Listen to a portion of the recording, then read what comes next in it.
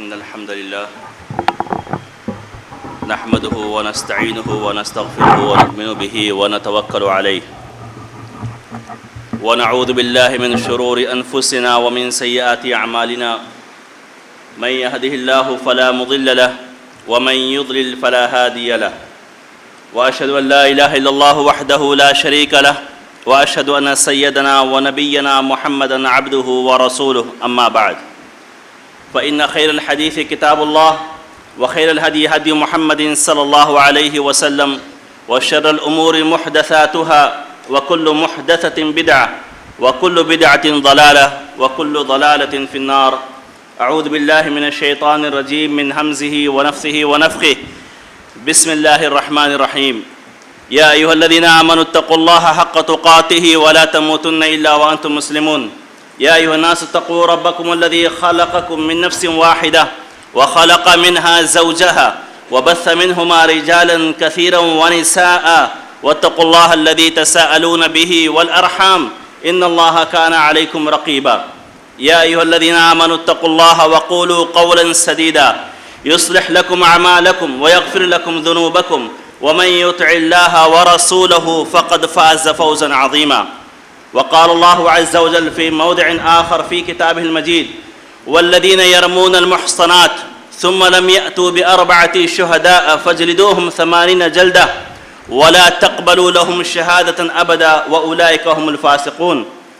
وعن أبي برزة الأسلمي رضي الله عنه قال قال رسول الله صلى الله عليه وسلم يا معشر من آمن بلسانه ولم يدخل الإيمان قلبه لا تغتابوا المسلمين ولا تتبعوا عوراتهم فإنه من تتبع عوراتهم تتبع الله عورته ومن تتبع الله عورته فيفضحه ولو في جوف بيته. رواه أبو داود وحسنه الألباني رحمه الله. سامعین کرام، حاضرین جمعہ، محترم بزرگوں، دوستوں اور بھائیوں، سب سے پہلے تو تمام طرح کی تعریفیں، حمد و ثنا، بڑائی اور کبریائی اللہ رب العزت کے لیے لائق اور زیبا ہے، جو سارے جہان کا خالق و مالک ہے،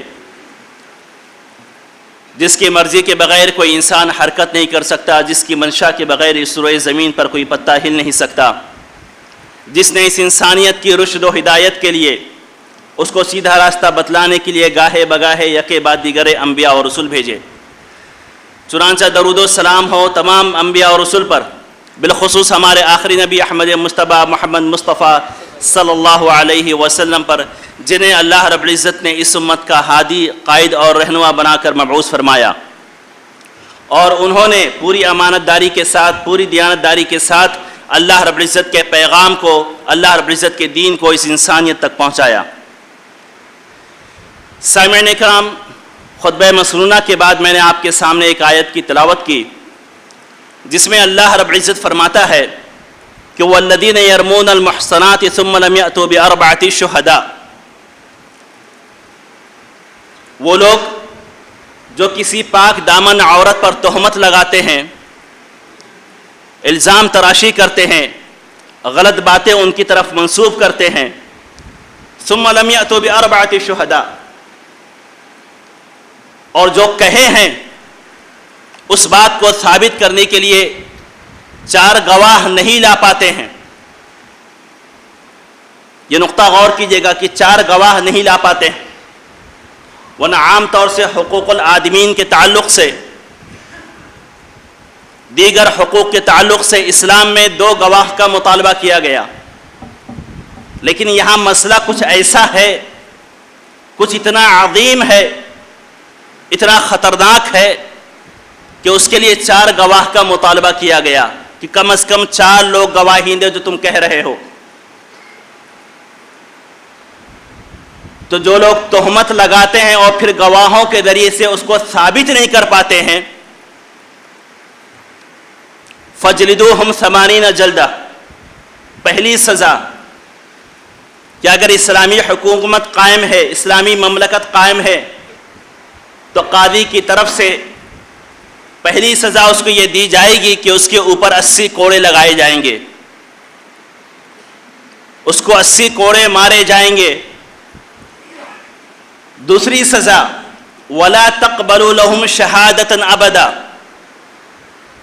کہ پہلی سزا تو یہ ہے کہ 80 کوڑے مارے جائیں، دوسری سزا یہ ہے کہ ان کی گواہی کو کبھی قبول مت کرنا آگے، جب تک یہ توبہ نہ کر لیں، جب تک یہ دنیا میں موجود ہیں، اور اگر توبہ نہیں کرتے ہیں تو آگے کسی بھی معاملے میں ان کی گواہی کو قبول مت کرنا۔ اب یہ بے حیثیت ہو گئے، بے وقعت ہو گئے، بے وزن ہو گئے، ان کی باتوں کا اب کوئی اعتبار نہیں ہے۔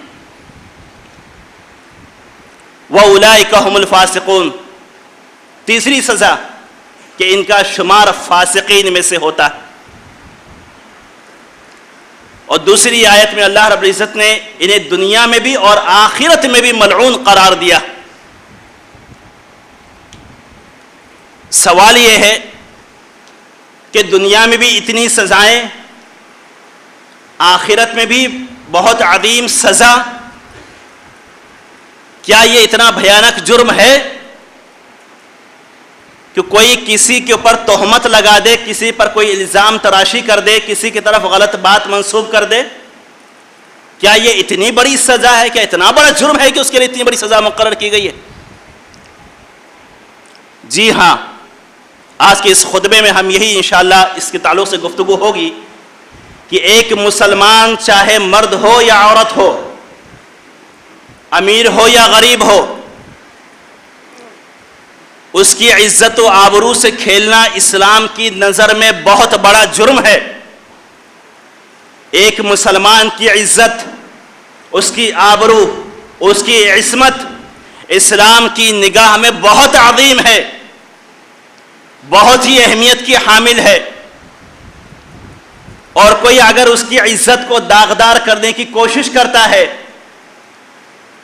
کوئی بھی شخص سماج میں بسنے والا اگر کسی مومن کی عزت سے کھلواڑ کرتا ہے، کوئی غلط بات اس کی طرف منسوب کرتا ہے، الزام تراشی کرتا ہے، بہتان باندھتا ہے اس کے اوپر، تو یقین جانیے کہ اسلام کی نگاہ میں وہ بہت بڑا مجرم ہے۔ وہ سماجی مجرم بھی ہے، اخلاقی مجرم بھی ہے، لیکن اس سے بڑھ کر اسلام کی نگاہ میں اتنا بڑا مجرم ہے کہ دنیا میں بھی اس کے لیے سزائیں مقرر کی گئی ہے اور آخرت میں بھی اس کی سزا مقرر کی گئی، کیونکہ ایک مومن کی عزت، اس کی آبرو، اس کی عصمت اللہ اور اس کے رسول کی نگاہ میں اتنی بڑی ہے۔ چند آیتیں اور حدیثیں میں آپ کے سامنے رکھتا ہوں کہ اسلام کی نگاہ میں مومن کی عصمت کتنی عظیم ہے۔ حجۃ الوداع کے موقع پر اللہ کے رسول صلی اللہ علیہ وسلم کا وہ اہم خطبہ، بہت ساری شقیں تھیں اس میں، بہت ساری اہم باتیں تھیں اس میں، ایک عظیم جز، ایک بہت بڑا پہلو، ایک بہت بڑی تعلیم آپ نے یہ دی تھی صحابہ کرام کو مخاطب کرتے ہوئے اور سوال کرتے ہوئے کہ آج یہ کون سا دن ہے، یہ کون سا مہینہ ہے، یہ کون سا شہر ہے؟ یہ سوال کیوں آپ بار بار کر رہے تھے؟ تاکہ لوگ دھیان سے سن لیں۔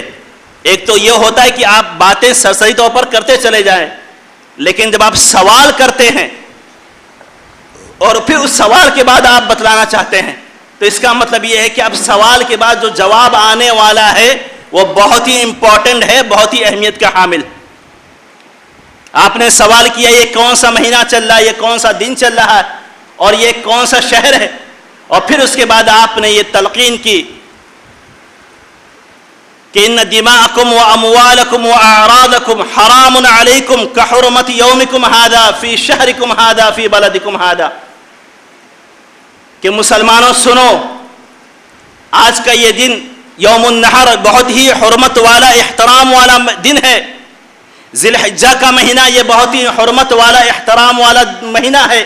یہ مکہ شہر جو بہت ہی مقدس اور احترام والا شہر ہے، کہ یاد رکھو جس طریقے سے اس کی تقدیس اور اس کی حرمت تمہارے نزدیک مسلم ہے، مانتے ہو، تو اسی طریقے سے اس بات کو بھی اپنے ذہن میں بٹھا لو کہ بے شک تمہارے خون، تمہارا مال، تمہاری عزت و آبرو ایک دوسرے کے لیے حرام ہے کہ کوئی اس کو ناحق کسی بھی طریقے سے حق تلفی کرے۔ کسی کے لیے قطعاً جائز نہیں ہے کہ وہ اپنے مسلمان بھائی کا خون کرے، حرام ہے اس کے اوپر، اسی طریقے سے حرام ہے اس کے اوپر کہ اپنے مسلمان بھائی کے مال کو غصب کرے، ہڑپ کرے. اسی طریقے سے جس طریقے سے خون حرام، اس کے مال کو ہڑپ کرنا حرام، اسی طریقے سے اس کی عزت و آبرو پر حملہ کرنا حرام ہے. تینوں کو ایک سیاق میں ذکر کیا، ایک جملے میں ذکر کیا. ایک دوسری حدیث میں عبداللہ بن عمرو رضی اللہ تعالیٰ عنہ فرماتے ہیں کہ اللہ کے رسول صلی اللہ علیہ وسلم نے فرمایا کل المسلم علی المسلم حرام دمہ ومالہ وعرضہ، ہر مسلمان کے لیے دوسرے مسلمان پر حرام ہے. کیا حرام ہے؟ اس کا خون کرنا، اس کا قتل کرنا، اس کے مال کو ہڑپ کرنا اور اس کی عزت و آبرو سے کھیلنا. لیکن ہمارا معاملہ یہ ہے، یہ شعور تو ہمارے اندر موجود ہے، چاہے ہم اپنے کسی بھی بھائی سے غصہ ہو جائیں، کتنے بھی ناراض ہو جائیں، لیکن اس کا قتل کرنے کی، اس کو قتل کرنے کی ہم جسارت نہیں کرتے.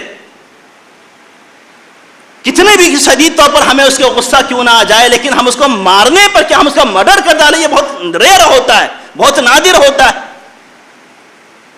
یہ شعور ہمارے اندر موجود ہے کہ اس کا قتل کرنا حرام ہے، چاہے جتنا بھی کیا کچھ بھی کر لے ہمارے تعلق سے. اس کے مال کو ہڑپ کرنا حرام ہے، ناحق اس کے مال کو غصب کرنا حرام ہے، یہ بھی ہمارے ذہن میں موجود ہے. حتی الامکان ہم بچنے کی کوشش کرتے ہیں. ان دونوں کے تعلق سے ہمارا یہ رویہ. پھر تیسرا مسئلہ جسے اللہ کے رسول صلی اللہ علیہ وسلم نے اسی کے ساتھ میں ذکر کیا، وہ ہے عزت و آبرو. تو پھر عزت و آبرو پر حملہ کرنا، اپنے مسلمان بھائی کی عزت کو سرے بازار نیلام کرنا، اس کے تعلق سے ہمارے اندر اتنی کوتاہی کیوں ہے، اتنی غفلت کیوں ہے، یا اس کی عزت پر حملہ کرنے کو ہم نے اتنا آسان کیسے سمجھ لیا؟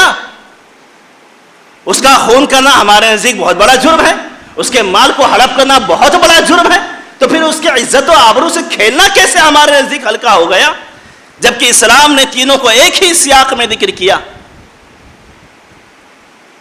نہایت ہی افسوس کے ساتھ میں یہ کہنا پڑتا ہے کہ آج ہماری مجلسوں میں، ہماری محفلوں میں ہماری گفتگو کا ایک بڑا حصہ ہوتا ہے کہ فلاں نے یہ کر دیا، فلاں نے یہ کہہ دیا، فلاں ایسا ہے، فلاں کے گھر میں ایسا ہے، فلاں کے ہاں ایسا ہے. اور اس سے زیادہ خطرناک مسئلہ تو یہ ہے کہ بغیر تحقیق کے بولنا، بغیر جانکاری کے بولنا.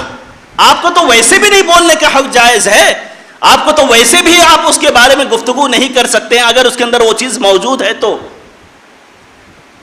تو پھر جب اس کے اندر موجود ہی نہیں ہے تو پھر آپ کیسے بول سکتے ہیں؟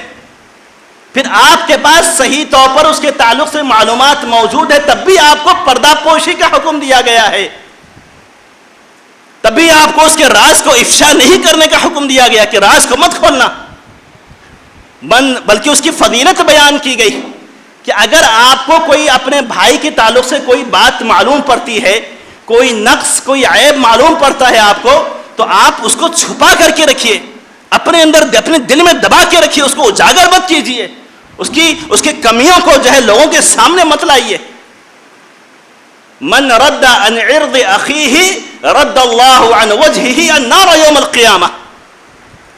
کتنا بڑا انعام ہے کہ جس نے اپنے کسی بھائی کے تعلق سے اس کی عزت پر کہیں حملہ ہو رہا تھا، کسی مجلس میں اس کے تعلق سے گفتگو ہو رہی تھی، اس نے فوراً ڈیفنس کیا، دفاع کیا کہ نہیں بھائی ایسی بات مت کرو، اگر ہے بھی تو ٹھیک ہے، جانے دو، کوئی مسئلہ نہیں. کون ہے جو اس دنیا میں خطاؤں سے پاک ہے؟ کون ہے جو کمیوں سے پاک ہے؟ کون ہے جس کے اندر خامیاں نہیں ہے؟ کون ہے جس کے اندر نقائص نہیں ہے؟ کوئی مسئلہ نہیں، جانے دو، ٹھیک ہے، لیکن بات مت کرو اس کے تعلق سے. تو جس نے اپنے بھائی کی عزت و آبرو کی طرف سے دفاع کیا، رد اللہ عن وجہہ النار یوم القیامہ، قیامت کے دن اللہ رب العزت آگ کو اس سے دور کر دے گا، اس سے ڈیفنس کرے گا. یہ کتنا بڑا انعام. من ستر مسلما، دوسری حدیث، سترہ اللہ یوم القیامہ، جس نے اپنے کسی بھائی کی پردہ پوشی کی، اپنے بھائی کے عیوب پر، نقائص پر پردہ ڈالا، قیامت کے دن اللہ تعالیٰ اس کے عیوب اور اس کے نقائص پر پردہ ڈالے گا. جب لوگوں کے سامنے پورا اعمال کھل جائیں گے، جب لوگوں کے سامنے ساری چیزیں، سارا کچا چٹھا دنیا میں سامنے آ جائے گا، وہاں پہ سامنے آ جائے گا.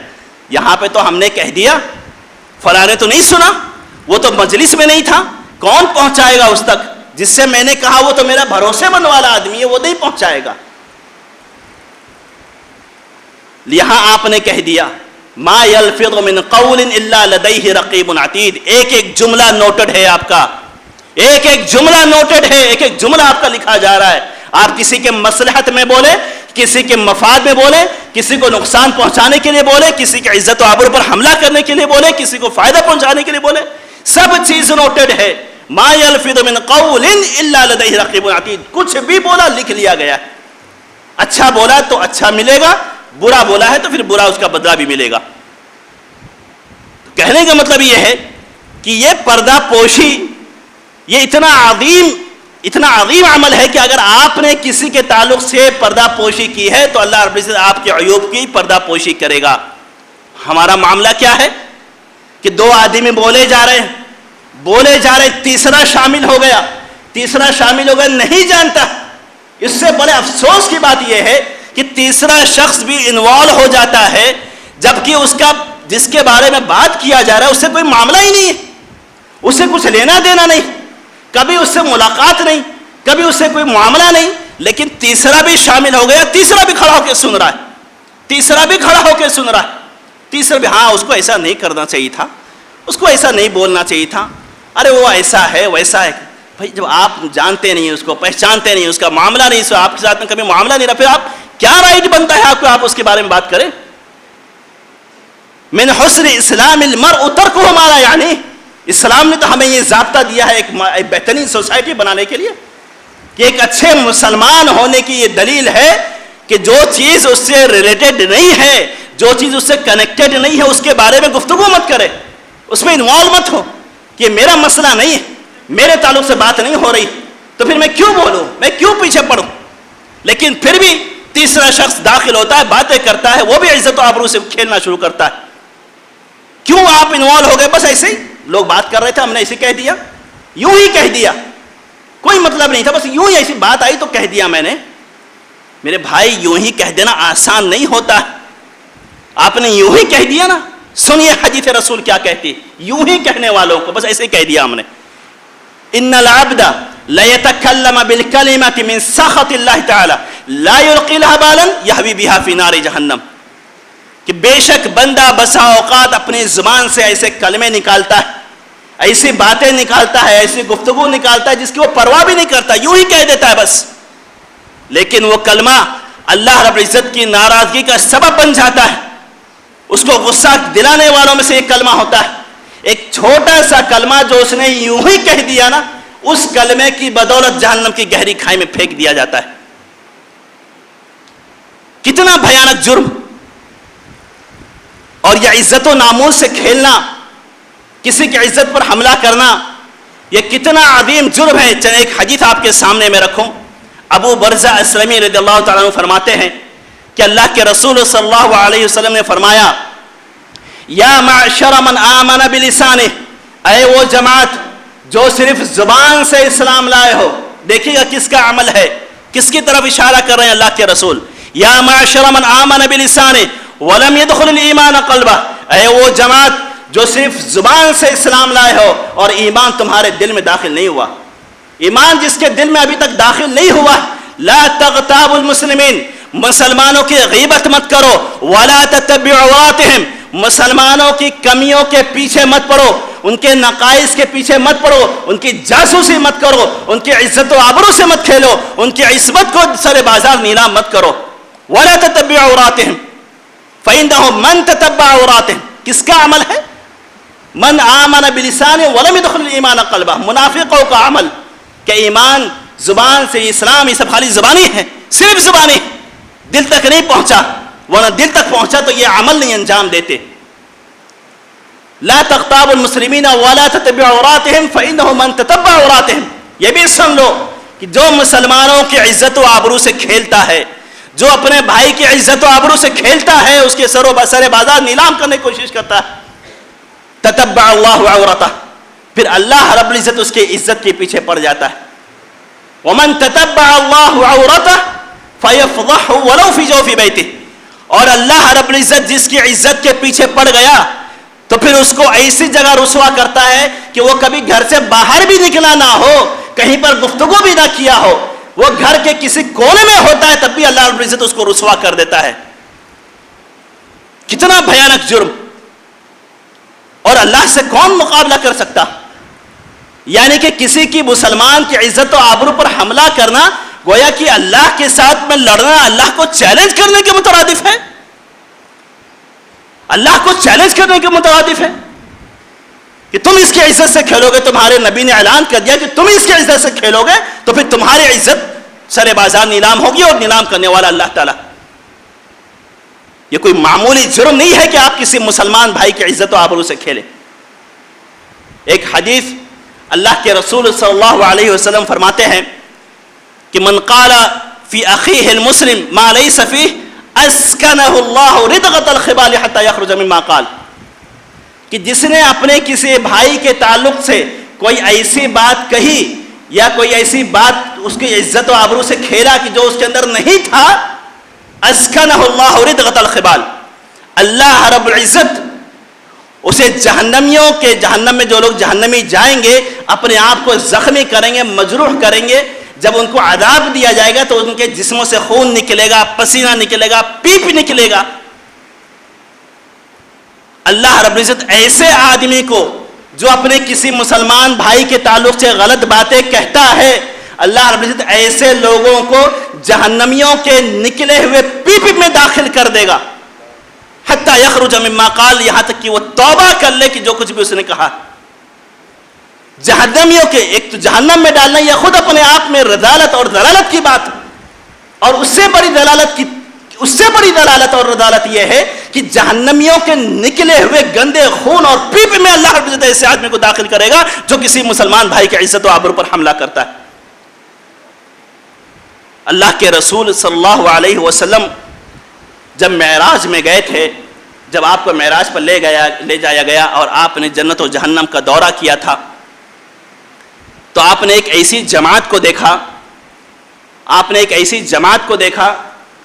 کہ جن کے ناخن پیتل کے تھے، بڑے بڑے لمبے ناخن پیتل کے تھے، اپنے آپ کو حملہ کر رہے، اپنے آپ کو نوچ رہے اپنے ناخنوں سے، پیتل کا ناخن اپنے آپ کو نوچ رہے. آپ نے پوچھا کہ من ہؤلائی، کون ہیں یہ لوگ؟ تو جبریل امین کہتے ہیں ہؤلائی کانوا یأکلون لحوم الناس ویقعون فی اعراضہم، یہ وہ لوگ ہیں جو دنیا میں لوگوں کی عزت و آبرو سے کھیلا کرتے تھے. یہ وہ جہنمی ہیں جو اپنے آپ کو ناخن سے لے کر کے جو ناخن سے نوچ رہے ہیں اپنے آپ کو، یہ وہ لوگ ہیں جو دنیا میں اپنے بھائی کی عزت و آبرو سے کھیلا کرتے تھے، اپنے بھائی کے بارے میں غلط باتیں منسوب کیا کرتے تھے. ذرا ان حدیثوں کو سامنے رکھیے اور دیکھیے کہ کتنا بھیانک جرم ہے اپنے کسی مسلمان بھائی کی عزت و آبرو سے کھیلنا. آج ہمارا سماج، آج ہمارا معاشرہ اس بیماری کے تعلق سے کس حد تک مبتلا ہے آپ اندازہ لگائیں، آپ اپنے گریبان میں جھاگیں کہ آج ہماری مجلسوں میں، ہمارے محفلوں کے گفتگو کا ایک بڑا حصہ کہ فلاں نے یہ کیا، فلاں نے یہ کیا. کیا ایسے ہی معاشرے کا مطالبہ کیا گیا تھا ہم سے؟ کیا اللہ کے رسول صلی اللہ علیہ وسلم نے ایسے ہی معاشرے کی تشکیل دی تھی؟ جب مدینہ میں آپ پہنچے تھے اور ایک بہترین اسلامی معاشرے کی بنیاد آپ نے رکھی تھی، اس معاشرے کی عمارت، اس کی اینٹیں کیسی تھی؟ المسلم من سلم المسلمون من لسانہ ویدہ، ایک مسلمان صحیح معنوں میں اس وقت مسلمان ہو سکتا ہے کہ جب اس کی زبان سے اور اس کے ہاتھ سے اس کا دوسرا بھائی محفوظ رہے. المسلم اخو المسلم، ایک مسلمان دوسرے مسلمان کا بھائی ہے، ایک مسلمان دوسرے مسلمان کے لیے عمارت کی اینٹ کی حیثیت رکھتا ہے. ایسے بہت ساری ارشادات اللہ کے رسول صلی اللہ علیہ وسلم نے دیے تھے، اور یہی معاشرے کی عمارت کی بنیادیں تھیں، اینٹیں تھیں. تبھی ایسا معاشرہ تشکیل پایا تھا کہ جہاں پر اخوت تھی، محبت تھی، جذبہ تھا ایک دوسرے کے لیے کچھ کر گزرنے کا، ایک دوسرے کی عزت و ناموس کو اپنے عزت و ناموس سمجھا جاتا تھا، ایک دوسرے کے لیے کچھ کر گزرنے کا جذبہ تھا. یہ معاشرہ تھا نبی معاشرہ. ایک آج ہمارا معاشرہ ہے کہ ایک عجیب بے چینی اور بے اضطرابی کی کیفیت میں مبتلا ہے کہ کوئی ہمارے بارے میں بول رہا ہے اور ہم کسی کے بارے میں بول رہے ہیں. ایک گھر میں رہتے ہوئے بھی ہماری عزتیں محفوظ نہیں، ایک جگہ پر، ایک سوسائٹی میں، ایک محلے میں، ایک گاؤں میں رہتے ہوئے ہماری عزتیں محفوظ نہیں، کہ لوگ ہم بولے جا رہے ہیں، لوگ ہمارے بارے میں بولے جا رہے ہیں. نتیجہ یہ ہے کہ ایک عجیب سے بے چینی ہے، ایک عجیب سے بے اضطرابی کی کیفیت میں ہم مبتلا ہے کہ فلاں ہمارے بارے میں یہ بول دے گا، فلاں ہمارے بارے میں یہ بول دے گا، فلاں نے یہ کہہ دیا، فلاں نے وہ کہہ دیا۔ ہونا یہ چاہیے تھا کہ کوئی آپ کے سامنے بات کرتا کسی کے تعلق سے تو پھر آپ کو ڈیفینس کرنا تھا۔ اور جب سماج میں ایسے لوگوں کو نکارا جائے گا، ایسے لوگوں کو دھتکارا جائے گا، ایسے لوگوں کی نشاندہی کی جائے گی، منع کیا جائے گا، ٹوکا جائے گا، تب جا کر کے ایک صحیح معاشرہ تشکیل پائے گا۔ ورنہ ایک اسلامی معاشرہ، ایک پڑھا لکھا معاشرہ کا کام تو یہ نہیں ہو سکتا۔ ایک پڑھے لکھے معاشرے کے، ایک اسلامی معاشرے کے بسنے والے افراد یہ نہیں کر سکتے کہ جو چیز اس سے متعلق نہیں اس سے بات کریں۔ یہ کون لوگ کر سکتے ہیں؟ ایک ایسے معاشرے کے افراد جن کے پاس کام دھندا نہیں، جن کے پاس بے روزگاری ہے، جن کے پاس ٹائم ہے، جن کے پاس وقت ہے، جن کے پاس بیجا وقت گزارنے کے لیے فالتو ٹائم موجود ہے، وہی لوگ یہ سب چیز میں مبتلا رہتے ہیں۔ اور جی ایسا معاشرہ جس کے پاس اپنے کام ہوتے ہیں، اس کے بسنے والے افراد اپنے کاموں میں مشغول ہوتے ہیں، اپنے چیزوں میں مشغول ہوتے ہیں، اپنے خوابوں کی تکمیل میں بسے ہوتے ہیں، ان کے اپنے ڈریمز ہوتے ہیں، اپنے خواب ہوتے ہیں، اپنی آرزویں ہوتی ہیں، اپنی تمنائیں ہوتی ہیں، اپنی تمناؤں کی تکمیل میں پڑے رہتے ہیں۔ وہ کبھی کسی کے گھر میں نہیں جھانکتے، وہ کبھی کسی کے گھر میں نہیں جھانکتے۔ ہمارے ہاں تو مسئلہ ایسا ہے کہ نماز بھی ہو رہی ہے، زبان بھی چل رہی ہے، روزے بھی رکھ رہے ہیں، زبان بھی چل رہی ہے، صدقہ خیرات بھی ہو رہا ہے، زبان بھی چل رہی۔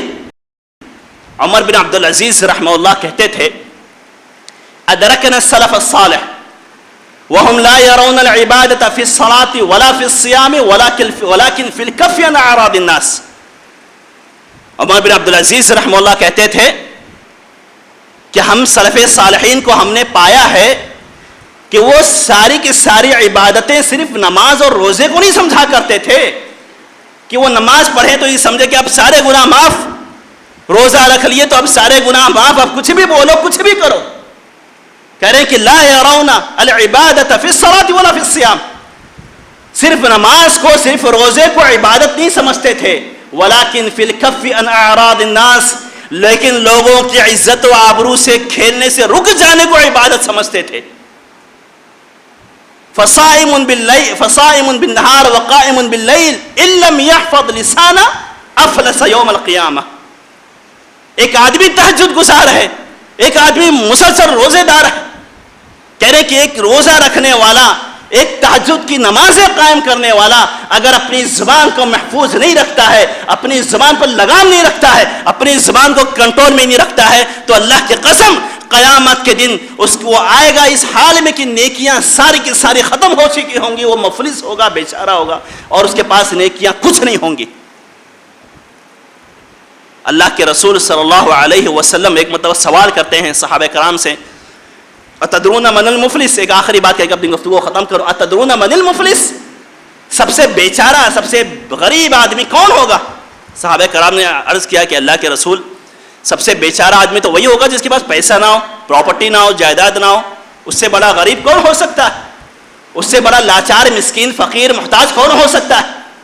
تو اللہ کے رسول کہتے ہیں کہ نہیں، المفلس فینا من یأتی یوم القیامہ، کہ ہمارے درمیان سب سے فقیر، سب سے بیچارہ، سب سے مسکین شخص وہ ہوگا جو قیامت کے دن نیکیوں کے پہاڑ لے کر کے آئے گا، صدقات کے پہاڑ لے کر کے آئے گا، نماز کے پہاڑ لے کر کے آئے گا، زکوٰۃ کے پہاڑ لے کر کے آئے گا، ساری کی ساری نیکیاں اس کے ساتھ میں آئیں گی، رب کے سامنے کھڑا ہوگا۔ لیکن مسئلہ یہ ہوگا کہ جب دنیا میں تھا تو کسی کی عزت و آبرو پر حملہ کیا تھا، جب دنیا میں تھا تو کسی کو گالی دیا تھا، کسی کے بارے میں برا بھلا بولا تھا، کسی کے حقوق کو غصب کیا تھا، اس کی ساری نیکیاں، یہ ساری نیکیوں کے پہاڑ اٹھا کر کے ان لوگوں کو دے دیا جائے گا جس کے بارے میں غلط باتیں اس نے کہا تھا، اور پھر اس کے بعد اس کی ساری نیکیاں ختم ہو جائیں گی۔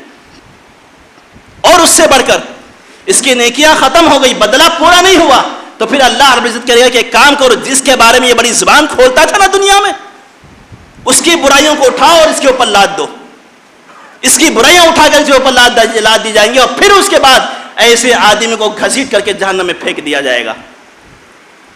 یہ ہے عزت و آبرو سے کھیلنے کا انجام، یہ ہے لوگوں کی عزت کو سر بازار نیلام کرنے کا انجام۔ مسلمانوں، یہ معاملہ بہت عظیم ہے، یہ معاملہ بہت خطرناک ہے، اپنی زبان کو کنٹرول میں رکھو۔ عقبہ نے آیا، عقبہ رضی اللہ تعالیٰ عنہ اللہ کے رسول سے سوال کرتے ہیں کہ اللہ کے رسول مجھے نجات کا راستہ بتلائیے، ٹینشن نہیں چاہیے، ہیڈیک نہیں چاہیے، من نجات، ایک ایسا سولوشن بتائیے کہ بس اس پر عمل کروں، ٹینشن فری رہوں. کہا امسک علیک لسانک. یہ نہیں کہا کہ نماز پڑھنا، زکوٰۃ دینا، روزہ رکھنا، حج کرنا، یہ سب نہیں کہا، بلکہ کیا کہا؟ ٹینشن نہیں چاہیے نا، ہیڈ ایک نہیں چاہیے نا، مصیبتیں نہیں چاہیے، آفتیں نہیں چاہیے نا، الجھن نہیں چاہیے. امسک علیک لسانک، اپنی زبان کو کنٹرول میں رکھو. ولیسعک بیتک، اور تمہارا گھر تمہارے لیے کافی ہونا چاہیے. یہ بہت بڑی نصیحت ہے کہ آج لوگ کام سے لوٹے، کبھی ادھر ناکے پہ کھڑے ہیں، کبھی کسی چائے کی دکان پہ کھڑے، کبھی کسی ہوٹل میں بیٹھے ہوئے ہیں، کبھی کسی ناکے پہ کھڑے، فلانے کے گھر میں یہ ہو رہا ہے، فلانے کے گھر میں ایسا ہو رہا ہے، اس کے گھر میں ایسا ہو رہا ہے. وَلْيَسَعْكَ بَيْتُكَ، تمہارے نبی نے وصیت کی ہے کہ جب کام سے لوٹو تو پھر تم جاؤ سیدھا اپنے گھر پہ.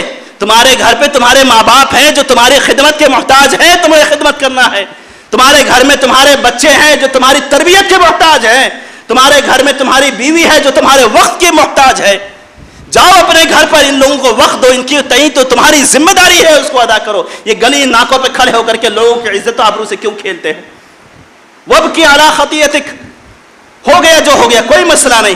اب توبہ کرے، اپنے گناہوں پر نادم، اپنے گناہوں پر شرمندہ، اور شرمندہ ہو کر کے اللہ رب العزت معافی مانگے. اللہ رب العزت معاف کرنے والا.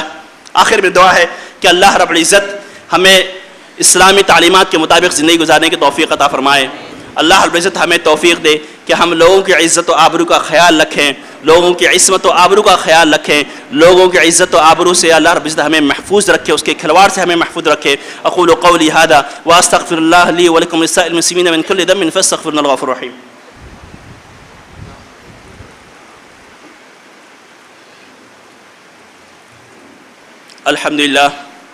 الحمد لله على إحسانه والشكر على توفيقه وامتنانه، وأشهد أن لا إله إلا الله وحده لا شريك له تعظيما لشأنه، وأشهد أن سيدنا ونبينا محمدا عبده ورسوله الداعي إلى رضوانه، وصلى الله عليه وعلى آله وأصحابه ومن تبعهم بإحسانه إلى يوم الدين. أما بعد، أيها المؤمنون اتقوا الله حق التقوى وراقبوه في السر والنجوى.